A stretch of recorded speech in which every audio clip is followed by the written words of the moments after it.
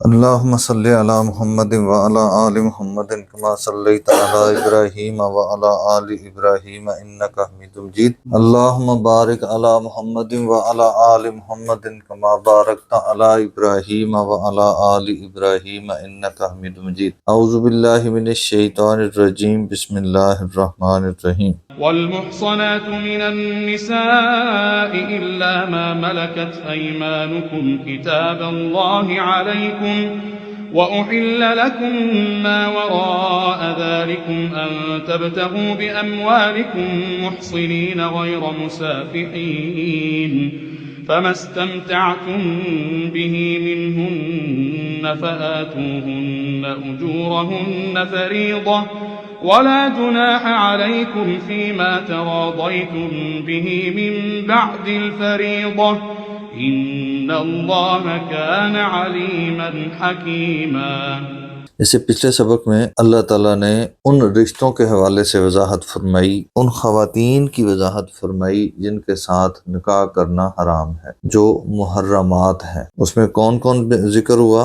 حرمت علیکم امہاتکم، اللہ تعالیٰ نے تم پر تمہاری مائیں حرام کر دیں، و بناتکم، تمہاری بیٹیاں، و اخواتکم، تمہاری بہنیں، و اماتکم، اور تمہاری پھپھیاں، و خالاتکم، تمہاری خالائیں، و بنات الاخی و بنات الاخت، تمہارے بھائی کی بیٹیاں اور بہن کی بیٹیاں، و امہاتکم اللاتی ارضعنکم، اور تمہاری رضائی مائیں، و اخواتکم من الرضاعت، اور تمہاری رضائی بہنیں، و امہات نسائکم، اور تمہاری بیوی کی مائیں یعنی تمہاری ساس، و ربائبکم اللاتی فی حجورکم من نسائکم، اور وہ بیٹیاں جو تمہاری بیوی کی بیٹیاں ہوں، جو پہلے کسی شادی میں اس کی بیٹی ہو اور اس کے بعد اس خاتون کی تمہارے ساتھ شادی ہو گئی، تو جو پہلی شادی سے بیٹی ہے وہ بھی تمہارے لیے حرام ہے۔ اس کے لیے ایک شرط ہے، اللاتی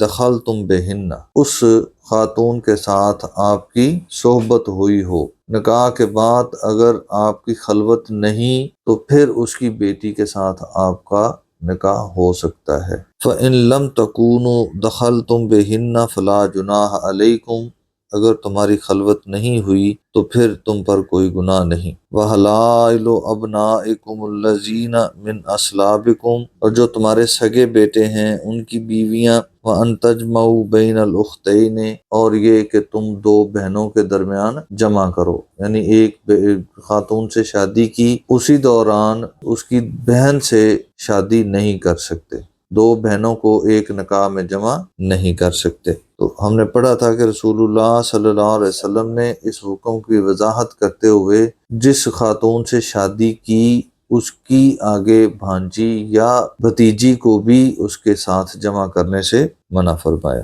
الا ما قد سلف، ہاں جو کچھ اس سے پہلے گزر چکا، ان اللہ کان غفور رحیما، بے شک اللہ تعالیٰ اس کو بخشنے والا رحم کرنے والا ہے۔ والمحصنات من النساء، وہ جو محرمات کا چیپٹر چل رہا ہے وہی آگے بیان ہو رہا ہے۔ والمحصنات، اور بیویاں، من النساء، عورتوں میں سے، کسی دوسرے شخص کی جو اس وقت کسی دوسرے کے نکاح میں ہے، وہ بھی تم پر حرام ہے جب تک وہ نکاح میں ہیں۔ محصنات کا معنی جو قلعے میں ہیں، جو نکاح میں ہیں، وہ تب تک تمہارے لیے حرام ہے جب تک وہ نکاح میں ہیں، الا، مگر، ما ملکت ایمانکم، جو تمہاری ملکیت میں ہو۔ لیکن اگر کوئی شادی شدہ خاتون باندی بن کے آ جائے تو وہ جائے۔ کتاب اللہ علیکم، یہ اللہ تعالیٰ کا فیصلہ ہے، علیکم، تم پر۔ اس سے پیچھے جتنے رشتے بیان ہوئے وہ سارے اللہ تعالیٰ نے تم پر حرام قرار دے دیے، اور یہ جو حرمت ہے یہ اللہ کی طرف سے فیصلہ ہے۔ وَأُحِلَّ لَكُمْ، اور حلال قرار دے دیے گئے، ما وراء ذالکم، جو اس کے علاوہ ہیں، ان رشتوں کے علاوہ جتنی خواتین ہیں وہ تمہارے لیے حلال ہے۔ ان تبتغوا، یہ کہ تم تلاش کرو، مراد نکاح کرو، بے اموالکم، اپنے مالوں سے، مراد حق مہر، اس کے علاوہ جس سے بھی تم چاہو حق مہر ادا کر کے نکاح کر سکتے ہو، لیکن محسنین، ارادہ کیا ہو، مقصد کیا ہو، بسانے کے لیے، غیر مصافحین، بدکاری کے لیے نہ ہو۔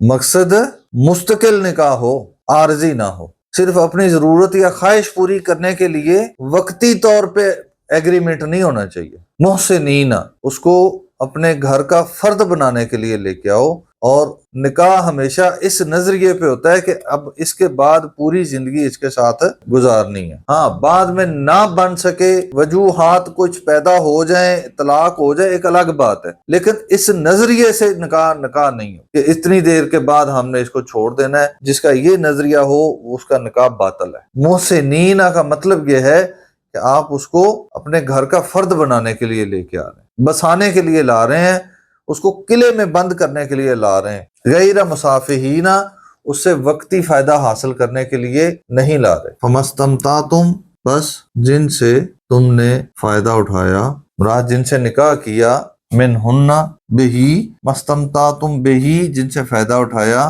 منہن ان میں سے، فآتوہن، بس ان کو ادا کرو، اجورہن ان کا حق مہر، فریضتاً جو مقرر ہوا، جو حق مہر طے ہوا تھا وہ تم ان کو ادا کر دو۔ ولا جناح علیکم، اور تم پر کوئی گناہ نہیں، فیما تراضیتم بہی، اس میں جو تم باہمی رضامندی سے طے کر لو، من بعد الفریضۃ، مقرر کرنے کے بعد، یعنی حق مہر مقرر ہو گیا، نکاح ہو گیا، اس کے بعد میاں بیوی باہمی رضامندی سے اگر اس مقرر کردہ جو بھی رقم ہے یا جو بھی حق مہر طے ہوا ہے اس میں سے اگر کوئی کمی بیشی کرنا چاہیں وہ باہمی رضامندی سے کر سکتے ہیں۔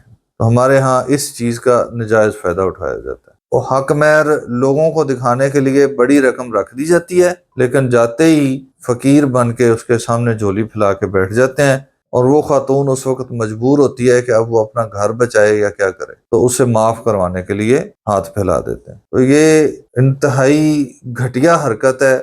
اگر آپ افورڈ نہیں کرتے تو آپ پہلے طے ہی اتنا کریں، اور طے کر لیا تو پھر جاتے ہی معاف کروانے کے لیے منتیں ترلے کرنا، یہ اس کے حق کے اوپر ڈاکہ ہے۔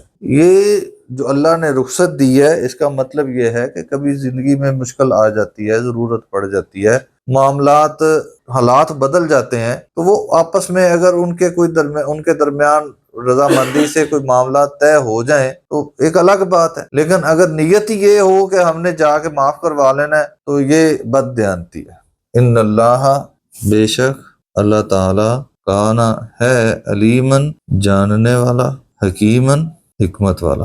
کون کس نظریے سے معاف کروا رہا ہے اللہ کو معلوم ہے، اور یہ جو قوانین اللہ نے وضع کیے ہیں ان میں حکمت کیا ہے یہ بھی کس کو معلوم ہے؟